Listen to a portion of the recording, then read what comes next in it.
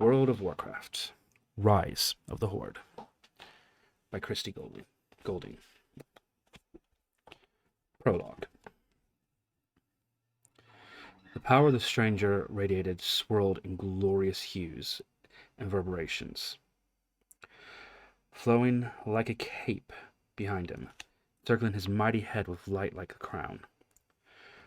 The voice was audible in both the ears and the mind, and raced along the blood like a sweet song long forgone and now suddenly recalled. What he offered was tempting, was exciting, and made the heart ache with yearning. But still, there was something. When he had gone, the leaders of the Eredar turned to one another and spoke softly the words intended for their minds alone. "It is little enough to ask for what he offers us," said the first. He stretched in the physical world and in the metaphysical one, sending forth echoes of his strength. "Such power," murmured the second, lost in thought. He was the elegant one, the beautiful one, and his essence was glorious and radiant.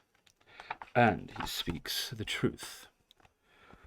What he showed us will come to pass. No one can lie in such a telling."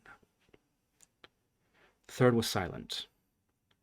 What the second had said was true. The method by which this powerful being had demonstrated the truth of what he offered could not be falsified. They all knew that. Still, this entity, this Sargeras, there was something about him that Velen misliked. Velen's fellow leaders were also his friends. He was particularly close to Kil'jaeden, the most powerful and decisive of the three. Friends they had been down the years, that they had slipped by unnoticed by beings beyond the reach of time. That Kil'jaeden was inclined to accept the offer carried more weight with Velen than Archimonde's opinion, which, though unusually sound, could occasionally be swayed by appeals to his vanity. Velen thought again of the image shown to them by Sargeras. Worlds for them to conquer, and more importantly, to explore and investigate. For above all, the Eredar were curious. For beings so powerful, knowledge was what meat and drink were to lesser beings, and Sargeras offered them a tantalizing glimpse into what could be theirs, if they would only swear their loyalty to him. Only pledge the same for their people. "As usual, our Velen is the cautious one," said Archimonde. The words could have been a compliment. Instead, they struck Velen as condescending. He knew what Archimonde wanted, and Velen knew the other viewed his hesitancy as nothing more than an obstacle to what he, Archimonde, craved at this moment. Velen smiled. "Yes, I am the cautious one, and sometimes my caution has saved us as much as your decisiveness, Kil'jaeden, and your indecisive impunity, Archimonde." Both of them laughed, and for a moment Velen was warmed by their affection. Then they quieted, and he sensed that they, at least, had already made up their minds. Velen felt his heart sink as he wanted them to go. Velen felt his heart sink as he watched them go, hoping that he would make the right decision. The three of them always worked well together, their diverse personalities serving to balance one another. The result was harmony and peace for their people. He knew that Kil'jaeden and Archimonde truly wanted what was best, not only for themselves, but for those they led. He shared that sentiment, and always before they had reached agreement on such things. Velen frowned. Why did the confident, appealing Sargeras unsettle him so? The others were obviously inclined to accept the offer. Sargeras had told them that the Eredar were exactly what he had been searching for. A strong, passionate, proud people who would serve him and advance his cause, that would bring all worlds everywhere together. He would enhance them, he said. He would change them, make them better, give them gifts that the universe had never before seen, for indeed the universe had never before brought together the powers that Sargeras claimed and the uniqueness that was the Eredar. And what Sargeras had told them would indeed come to pass. And yet, Velen went to the temple, where he had often gone before when troubled. Others were there this night, sitting in a circle around a single pillar in the room that bore the precious Adamar crystals. The artifact was ancient, so ancient that none among the Eredar could remember its origins, any more than they could remember their own. Legend had it that it was a gift bestowed upon them long ago. The crystal had enabled them to expand both their mental abilities and their knowledge of the universe's mysteries. It had been used in the past for healing, for conjuration, and as Velen hoped to use it for tonight, for visions. Respectfully, he went forward and touched the triangular crystal. The warmth of it, like a small animal nestled in his hand, calmed him. He breathed deeply, letting the familiar power penetrate him, then dropped his hand and returned to the circle. Velen closed his eyes. He opened every part of him that could receive body and mind and magical intuition. At first, what he saw seemed only to confirm what Sargeras had promised. He saw himself standing with Archimonde and Kil'jaeden, lords not only of their own noble and proud people, but of countless other worlds. Power shimmered around them, power that Velen knew would be as intoxicating as any liqueur he might sip. Shining cities were theirs, along with the inhabitants of those cities, prostrating themselves before the three with cheers and cries of adoration and loyalty. Technology such as Velen had never dreamed of awaited his explorations. Tomes in strange tongues were translated for him, revealing magic hereto unimaged and untold. It was glorious, and his heart swelled. He turned to look at Kil'jaeden, and his old friend smiled. Archimonde put a friendly hand on his shoulder, then Velen looked down at himself and cried out in horror. His body was now gargantuan, but twisted and distorted. Smooth blue skin was now black and brown and gnarled like some once noble tree disfigured by disease. Light radiated from him, true, but not the pure light of powerful, positive energy, but a sickly green. Frantically he turned to behold his friends, his fellow leader of the Eredar. They too had been transformed. They too retained nothing of what they had been, but were now Minari. The Eredar roared for something horrifically wrong, something twisted and unnatural, and defiled slammed into his mind with the force of a shining sword. He cried out again, and his knees buckled. Velen pulled his gaze away from his tormented body, searching for the peace and prosperity and knowledge Sargeras had promised him. He beheld only atrocities, where before him had been an adoring crowd. Now he only saw mutilated corpses of bodies, like his and Kil'jaeden's and like Archimonde's, had been transformed into monsters. Among the dead and distorted captors, beings that Velen had never seen before.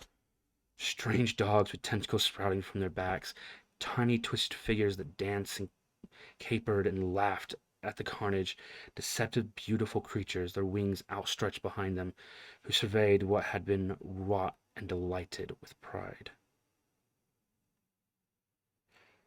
Where their cloven hooves fell, the earth died. Not just the grass, but the soil itself. All that gave life was obliterated, sucked dry. This, then, was what Sargeras planned to do to the Eredar. This was the enhancement he had spoken of so glowingly. If Velen's people allied with Sargeras, they'd become these monstrous things, these Minari. And somehow Velen understood that what he was witnessing was not a single instant. It was not just this one world that would fall. It was not even a dozen or 100 or 1,000. If he threw his support behind Sargeras, everything would be destroyed. This legion of Minari would keep moving forward, aided by Kil'jaeden and Archimonde, and may all that was good and pure help him, Velen. They would not stop until everything in existence was as scorched and blackened as this patch of ground that Velen viewed through blurred vision. Was Sargeras insane? Or worse, did he understand this and still crave it? Blood and liquid fire poured over everything, rained down upon him, burning him, splattering him until he fell to the earth and wept. The vision, mercifully, vanished, and Velen blinked. Trembling, he was now alone in the temple, and the crystal glowed comfortably. He was grateful for the bomb. It had not happened. Not yet. What Sargeras had told them was indeed true. The Eredar would be transformed, and their 3 leaders would be offered power, knowledge, and domination, near godhood. And they would lose everything they held dear, would betray those they had vowed to protect, to do it. Velen ran a hand across his face, relieved to find it damped only with sweat and tears and not the fire and blood of his vision. Not yet, anyway. Was it even possible to halt this? Or to mitigate the destruction the Legion wrought in any way? The answer floated back to him as reviving and sweet as a draught of clear water in a desert. Yes. They came at once, responding to the emotion in his mental plea. It was but the matter of a few moments to brush their minds and let them see what he had seen, feel what he had felt. For a brief instant he knew they shared his sentiments, and hope swelled within him. There was yet a chance. Archimonde frowned. This is not a glimpse into the future that we can verify. It is only your hunch. Velen stared at his old friend and turned his eyes to Kil'jaeden. Kil'jaeden was not bound by his vanity as Archimonde was. He was decisive and wise.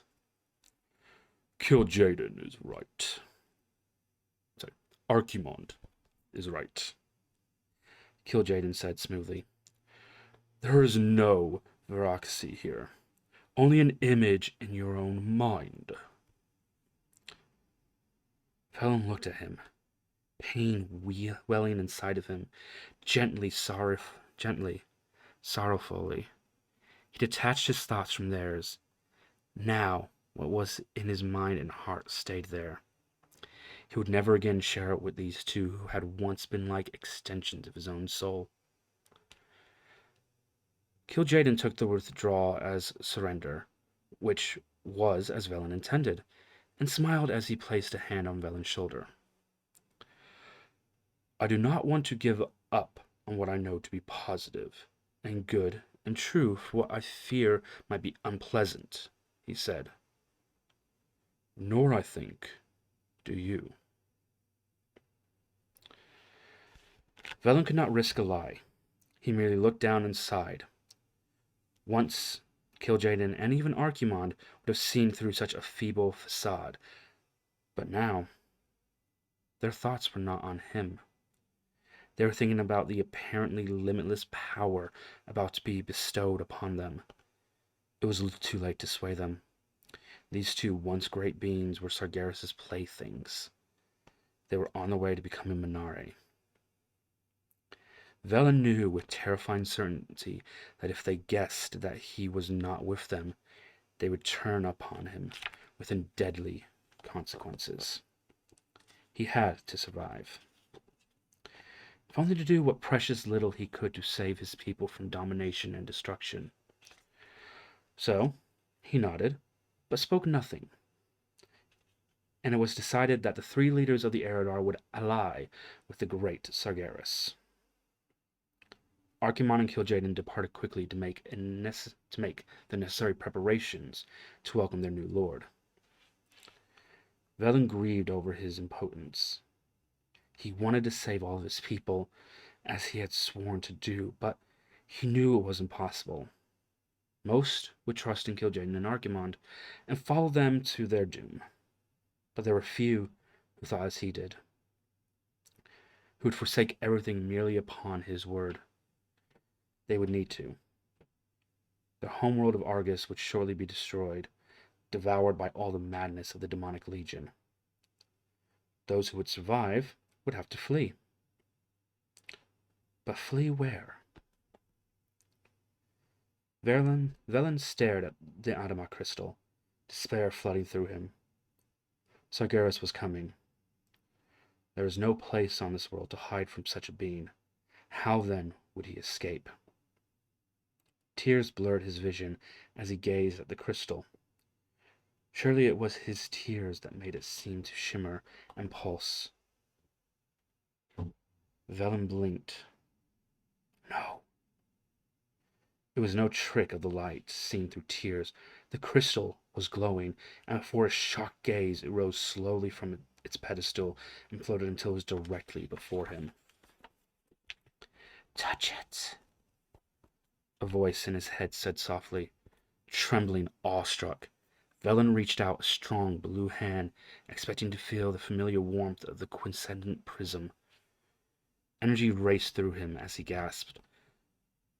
In intensity, it was almost as powerful as the dark energy that had surged through him in the vision. But this was as pure as had been foul, as light as that had been dark, and Velen suddenly felt hope and strength well inside him. The strange glowing field about the Adama crystal grew, stretched upwards, assumed a shape. Velen blinked, almost blinded by the radiance, but not wanting to look away. "You are not alone, Velen of the Eredar," the voice whispered to him. It was smooth, sweet, like the sound of flowing water and the rush of a summer wind. The radiance faded slightly, and hovering before Velen was a being unlike any he had ever seen before. It seemed to be comprised of living light. Its center was a soft golden hue, the outer radius of a glowing, smoothing violet. Strange, metallic-looking glyphs swirled around the center, calming and harmonic in a spiral dance of color and light. It continued to speak inside his mind, a sound that seemed to Velen to be light itself given voice. "We, too, have sensed the impending horrors about to befall this and other worlds. We strive to keep the balance, and what Sargeras is planning will rip apart everything. Utter chaos and ruination will descend, and the things that are good and true and pure and holy will be lost beyond recovery." Who? What? Velen could not even form the question in his mind, so swept away was he by this being's glory. "We are the Naru," the radiant entity said. "You may call me Cure." Velen's lips curved around the words, and as he whispered them out loud, "Naru, Cure." He tasted the sweetness of them, as if speaking the names granted him some of their very essence. "This is where it all begins," Cure continued. "We cannot stop it, for your friends have free will, but you have reached out with an anguished heart to save what you can. And therefore, we will do what we can. We will save those of you whose hearts reject the horrors of what Sargeras offers." I do what I do. Again, tears filled Velen's eyes, tears of relief and joy this time. Gather those who will listen to your wisdom. Go to the highest mountain in the land on the longest day of the year. Take the Atma crystal with you. Long, long ago did we give it to you. It is how we will find you again. We will come and bear you away. For a moment, a flicker of doubt, like a shadow flame, burned in Velen's heart. He had never even heard of such beings of light as the Naru, and now this entity, this cure, was asking him to steal his people's most sacred object. They even claim it was they who gave it to him, the Eldar, in the first place. Perhaps Kil'jaeden and Argument had the right of it. Perhaps Velen's vision was nothing more than his fear manifesting itself. But even as the twisting thoughts raced through his mind, he knew them to be the last vestiges of a broken-hearted yearning for everything to be as it once was, before things had changed so horribly. Before Sargeras, he knew what he had to do, and he bowed his head before the glorious dancing beam of light. The first and most trusted ally that Velen summoned was Talgoth, an old friend and one who had aided him in the past. All rested upon this friend, who would be able to move unwatched where Velen could not. Talgoth was skeptical at first, but when Velen linked their minds and showed him the dark vision he had been granted, Talgoth quickly agreed. Velen said nothing of the Naru and their offer of aid, as he himself did not know what form that aid would take. He only assured Talgoth that there was a way to escape that destiny if Talgoth trusted him. The longest day of the year was drawing close. With all the discretion he could muster, while Archimonde and Kil'jaeden were obsessing over Sargeras, Velen sent out tendrils of thought to those he trusted. Others were gathered by Talgoth, coming to Velen's side in defense of themselves and their people.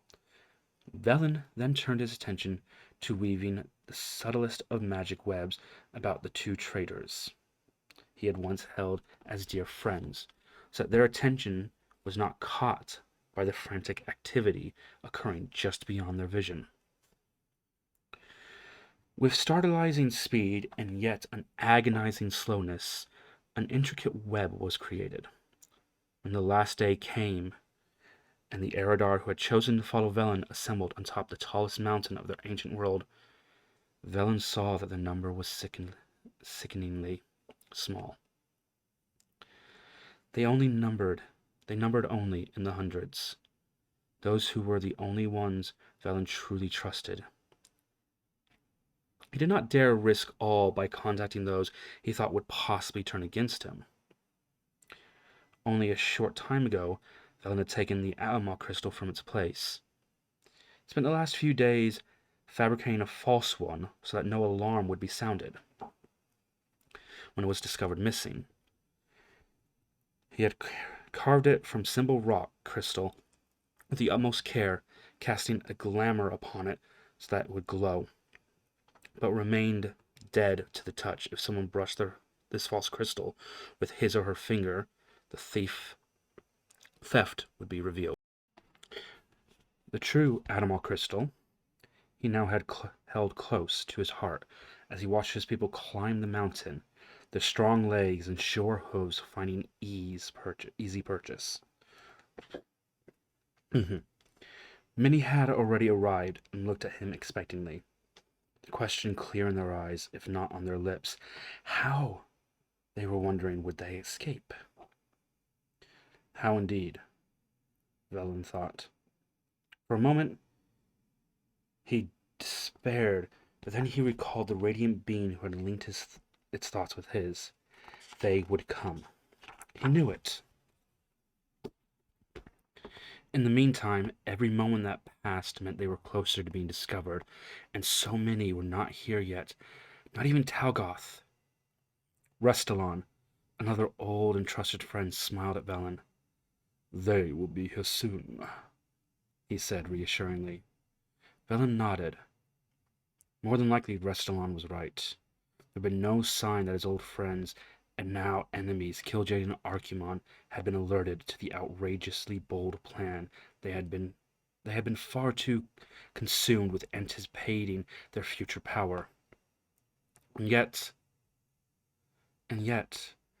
the same deep instinct that had warned him to mistrust Sargeras now nagged at his mind. Something was not right. He realized he was pacing, and there they were. Talgoth and several others had cleared a rise, smiling and waving, and Velen exhaled in relief. He started down to meet them when the crystal he held sent a powerful surge through his body. His blue fingers clutched tightly around the gem as his mind opened to its warning. Velen's knees buckled as the mental stench assaulted him. Sorry. Sargeras had already begun. He had already started creating his hideous legion, taking Eredar who had been foolish or trusting enough to listen to Kil'jaeden and Archimonde, and distorting them into the Minari Velen had seen in the vision. There were thousands of Minari of every physical description and ability lying just beyond his sight and senses. They were disgusted. Disguised somehow. If he had not been holding the Adamok crystal, he would have never sent them until it was far, far too late. It might already be too late.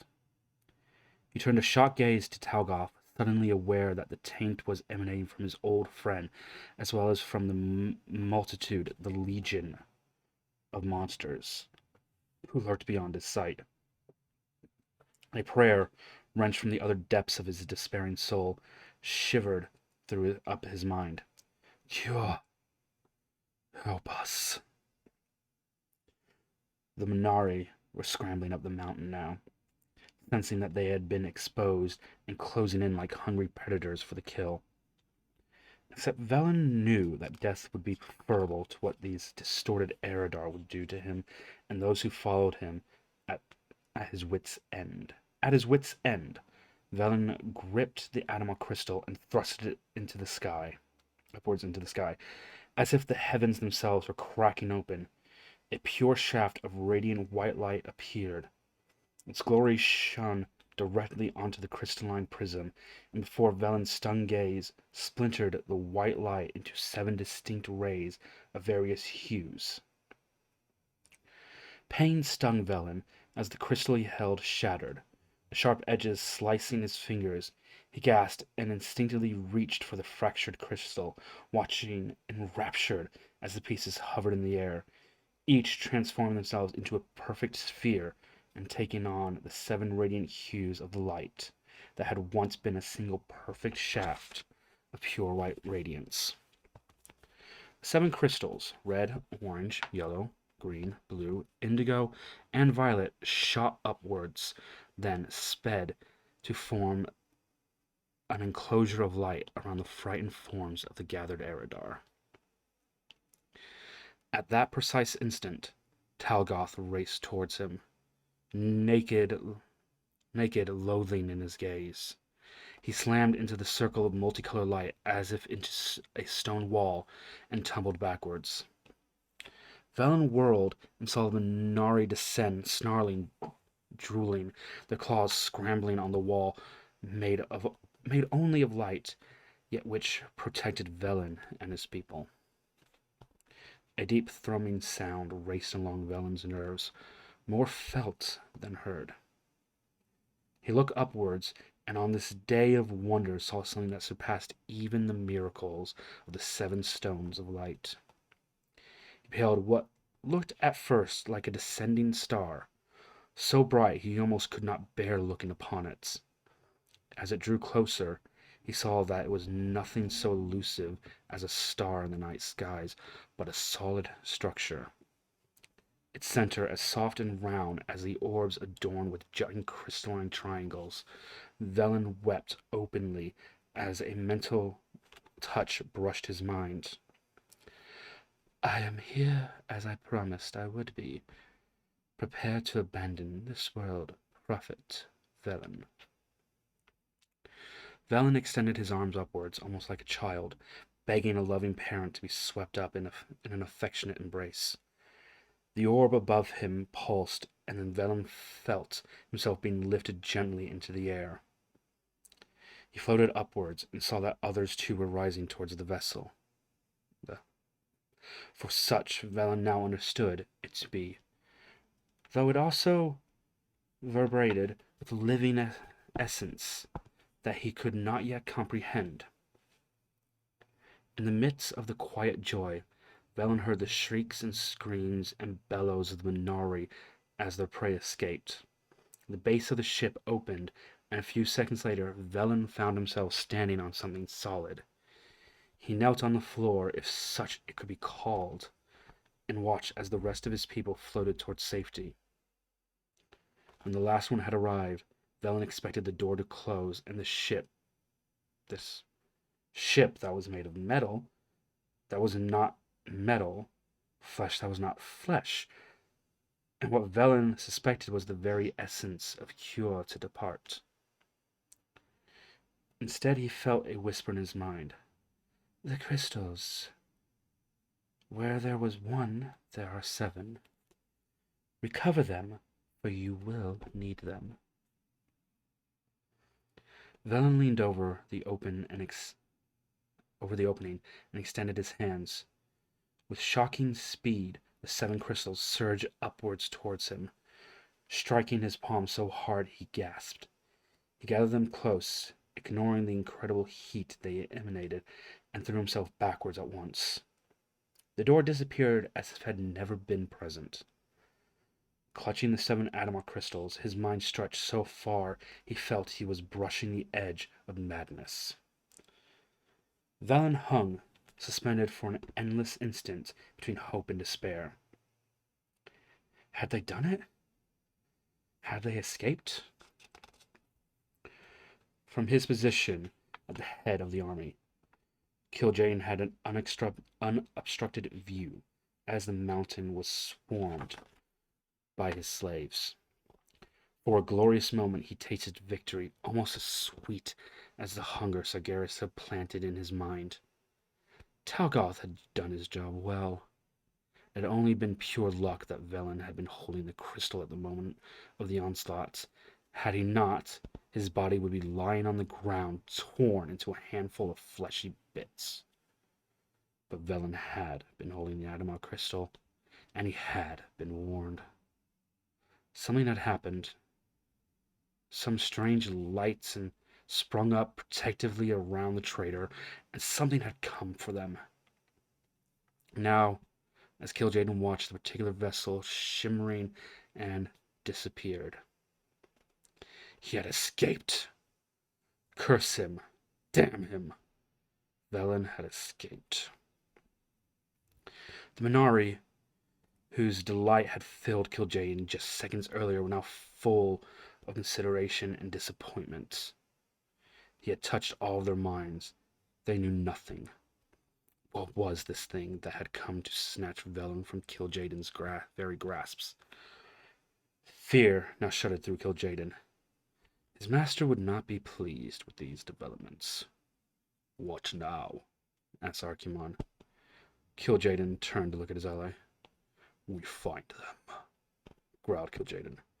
We find them and destroy them, even if it takes 1,000 years. Chapter 1. My name is Thrall. The word means slave in the human tongue, and the story behind that name is a long one and best left for another time. By the grace of the spirits and the blood of heroes before me that runs in my veins, I have become Warchief of my people, the orcs, and leader of a group of races known as the Horde. How this came to be is another tale, as the one I wish to set to parchment now before those who lived it passed to dwell with the honorable ancestors is the story of my father and those who believed in him, and of those who betrayed him, and indeed all our people. What might have become of us had these events not unfolded? Not even the wise shaman Drekthar can say. The paths of fate are many and varied, and no sane being should ever venture down the deceptive pleasant one, if only. What happened, happened. My people must shoulder both the shame and the glory of our choices. This is the tale not of the Horde as it exists today. A loose organization of orcs, Tauren, Forsaken, Troll, and Blood Elf. But of the rise of the very first Horde. Its birth, like that of an infant, was marked by blood and pain, and its harsh cries for life meant death to its enemies. For such a grim and violent tale, it begins peacefully enough amid the rolling hills and valleys of the verdant land called Draenor. The heartbeat rhythm of the drums lulled the younger orcs to sleep, but Duratan of the Frostwolf clan was wide awake. He lay with the others on the hard-packed dirt floor of the sleeping tent. A generous padding of straw and a thick cleft hoof pelt protected him from the chill of the bone-cold earth. Even so, he felt the vibrations of the drum travel up through the earth and into his body as his ears were caressed by the ancient sounds. He now longed to go out and join them. Duratan would have another summer before he'd be able to participate in the Augurim, the rite of adulthood. Until that much-anticipated event, he would have to accept being shunted off with the children into this large group tent while the adults sat around the fire and talked of things that were doubtlessly mysterious and significant. He sighed and shifted on the pelt. It was not fair. The orcs did not fight among themselves, but neither were they particularly sociable. Each clan kept to itself with its own traditions, styles, and manners of dress, stories, and shaman. There were even variations of dialect that differed so much that some orcs could not understand one another unless they spoke the common tongue. They almost seemed as different to one another as other sentient races who share the bounty of the field, forest, and streams. Blue-skinned mysterious Draenei, only twice a year, spring and autumn, did all the orc clans come together, as they were doing now, to honor that time when day and night were the same length. The festival had officially started last night at moonrise. The orcs had been gathering at the spot for several days now. The Koshara celebrations had been held on the sacred spot in the land the orcs called Nograd, land of winds, which lay at the benevolent shadow of the mountain of spirits, Ashigan. For as long as anyone could remember, while ritual challenges in combat were not usually during the festival, true anger or violence had never erupted here. When tempers flared, as they sometimes did when so many were gathered together, the shamans encouraged the parties involved to work it out peacefully, or else they were to leave the holy area. The land in this place was lush and fertile and calming. Duratan sometimes wondered if the land was tranquil because of the willingness of the orcs to bring peace to it, or if the orcs were peaceful because the land was so serene. He often wondered such things and kept them to himself, for he heard no one else voicing such odd ideas. Duratan sighed quietly, his thoughts racing, his heart thrumming, in answering rhythm to the voice of the drums outside. Last night had been wonderful, stirring Duratan's soul.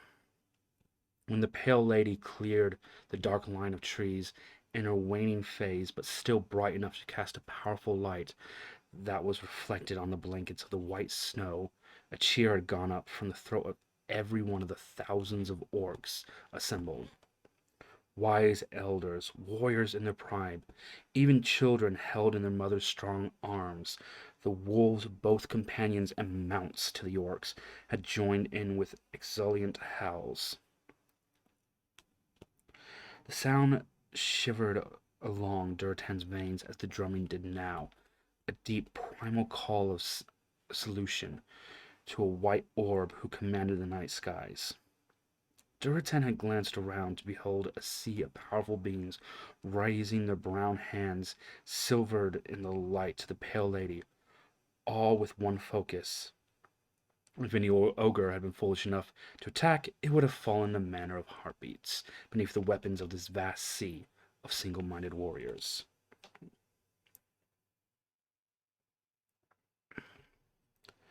Then had come the feasting.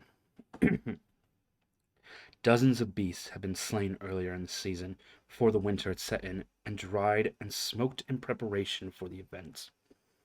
Bonfires had been kindled, their warm light merging with the fey white glow of the lady, and the drumming had begun and had not stopped since. He, like all other children, lying on his cleft-hoof pelt, Duratan sniffed dismissively at the term, had been permitted to stay up until he had eaten his fill, and the shaman had departed. The shaman of every clan left, once the opening feast had been consumed, to climb Oshigan, which stood careful watch over their festivities, entering its caverns and be advised by the spirits and their ancestors. Oshigan was impressive, even from a distance. Unlike other mountains, which were irregular and rough in their shape, Oshigan erupted from the ground with a precision and sharp point of a spearhead. It looked like a giant crystal set into the earth. So clean were its lines, so brightly did it glisten in the sun and moonlight. Some legends told that it had fallen from the skies hundreds of years ago, and it was so unusual that Duratan thought those tales might be right. Interesting though Oshigan might be, Duratan always thought it a bit unfair that the shaman had to stay there for the entire Korshaga festival. The poor shaman, he thought, missed all the fun. But then, again, he suspected so did the children. During the day there were hunts and games playing, and retelling of heroics of the ancestors. Each clan had its own story, and in addition to the familiar tales Duratan had heard as a youngling, there were new and exciting adventures to listen to. Entertaining as these were, and as much as Duratan enjoyed them, he burned to know what the adults discussed after the children were drowsing in the sleeping tents, after their bellies were stretched full of good food, and pipes had been smoked and various brews had been shared. He could stand it no longer. Quietly, Duratan sat up, his ears straining for any sound to indicate that anyone else was awake. He heard nothing, and after a long minute he got to his feet and began to slowly move towards the entrance. It was a long, slow progression in the darkened tent. Sleeping children of all ages and sizes were sprawled everywhere in the tent, and one wrong move could awaken them. He started racing with excitement at his daring. Duratan stepped carefully between the only faintly glimpsing shapes, placed each large foot with the delicacy of the long-legged marsh birds. It seemed to take an eternity before Duratan finally reached the flap. He stood, trying to calm his breathing, reached out, and touched the large, smooth-skinned body standing right beside him. He jerked his hand back with a sudden surprise. "What are you doing?" Durotan whispered. "What are you doing?" the other orc shouted back. Abruptly, Durotan grinned at how foolish they sounded. "Same thing you are," Durotan replied, his voice still soft. All about them the others slept on. "We can either keep talking about it, or do it." Durotan could tell by the size of the faint shape in front of him that the orc was a large male, probably close to his own age. He couldn't place the scent or the voice, so it wasn't one of the Frostwolf clan. It was a daring thought, not only doing something so forbidden as to leave the sleeping tent without permission, but to do so in the company of an orc not of his own clan. The other orc hesitated, the same thoughts no doubt running through his head. "Very well," he said, at last. "Let's do it." Durotan reached out again in the darkness, his fingers brushing the hide of the flap and curling around its edge. The two orc youths pulled back the flap and stepped out into the frosty night. Durotan turned to look at his companion. The other orc was brawnier than he and stood a bit taller. Durotan was the largest of his age in his clan, and unused to others being taller than he, it was a bit disquieting. His ally in mischief turned to look at him, and Durotan felt himself being obsessed. The other nodded, apparently satisfied with what he saw. They did not risk words. Durotan pointed to a large tree close to the tent, and silently the two headed for it. For a moment, that was probably not as long as it felt, they were in the open, exposed to any adult who chose that instant to turn his head and see them. But they were not spotted.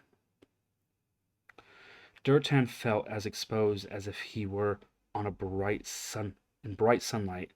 So powerful was the moon's glow reflecting off the crystalline snow that surely the sound of the snow squeaking beneath their feet was as loud as the bellow of an enraged ogre. At last they reached the tree and sank down behind it.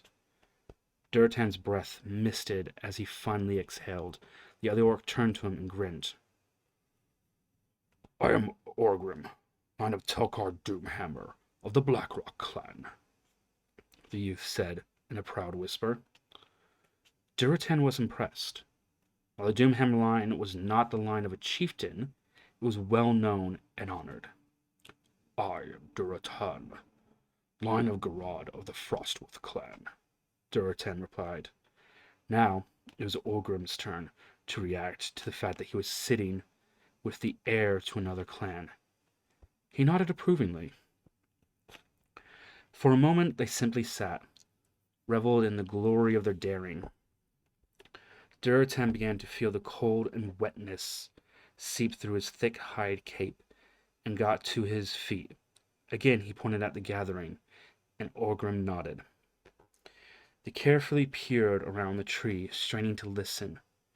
Surely now they would hear what the mysterious mysteries for which they both hungered.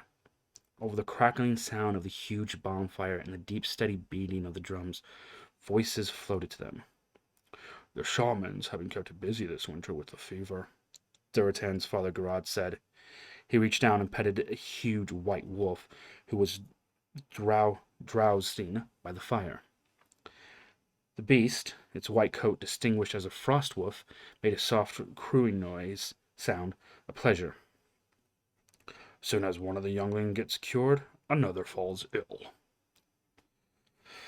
"I am ready for spring myself," another male said, standing and tossing another log onto the fire. "It's been harsh with the animals, too. When we were preparing for the festival, we had a hard time finding cleft hoofs. Cargam makes a delicious soup from the bones, but she refuses to tell us what herbs she uses," a third said, glaring at a female who was nursing an infant. The female in question, presumably Kagla, chuckled. "The only one who will get that recipe is this little one when she becomes of age," Kagla replied, and grinned. Durotan's jaw dropped. He turned his head to stare at Orgrim, who wore a similar expression of stunned dismay. This is what was so important? So secret that the children were forbidden to leave the tent to listen to it? Discussions of fevers and soups? In the bright light of the moon, Duratan had no trouble seeing Orgrim's face clearly. The other youth's brows drew together. You and I can come up with something more interesting than this, Duratan, he said in a low, gruff voice. Duratan grinned and nodded. He was certain of it. The festival lasted for 2 more days. During the daytime and at night, when the two would sneak out together, they challenged each other to different contests of skill. Racing, climbing, strength, surefootedness, everything they could think of, and each defeated the other almost as if they had planned on taking turns. When on the last day, Orgrim loudly called for a 5th challenge to break the stalemate, something inside Duratan made him speak. Let us not perform common ordinary challenges, Duratan said, wondering where the words came from even as he uttered them. Let us do something truly different in the histories of our people. Orgrim's bright gray eyes gleamed as he leaned forward. What do you suggest? Let us be friends, you and I. Orgrim's heavy-muscled jaw dropped. But we are not of the same clan, he said in a voice that Nate insisted that Duratan might have proposed a friendship between the great black wolf and a mild Talbuck. Duratan waved a dismissive hands. We are not enemies, he said. Look around you. These clans come together twice a year, and there is no harm in it. But my father said it is precisely because we come together so seldom that peace is kept. Orgrim continued. His brow knotted with concern. Disappointment colored Duratan's words with bitterness. Very well. I thought you braver than the others, Orgrim of the Doomhammer line. But you are no better than they. Timid and shy and unwilling to see beyond what has always been done to what is possible. The words had come from his heart, but had Duratan calculated them and honed them for weeks, he could not have chosen better. Orgrim's brown face flushed and his eyes snapped. I am no coward, he snarled. I back down from no challenge, you upstart frostwolf. He sprung on Duratan, then knocking the similar orc.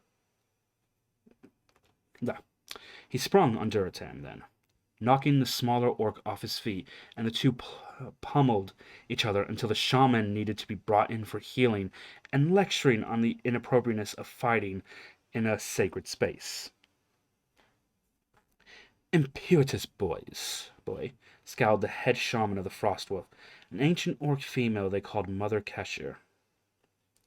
You are not too old to be beaten as a disobedient child, young Duratan. The shaman who tended to Orgrim muttered similar displeased sounds, but even as blood streamed freely from his nose, and as he watched the shaman heal a wicked gash on Orgrim's brown torso, Duratan grinned. Orgrim caught his gaze and grinned back. The challenge had begun. The final challenge. So much more important than races or lifting stones, and neither was willing to admit defeat. To say that a friendship between the two youths of different clans was wrong. Duratan had a feeling that this particular challenge would only end one way. Duratan had a feeling that this particular challenge would end only when one of them was dead. And perhaps not even then.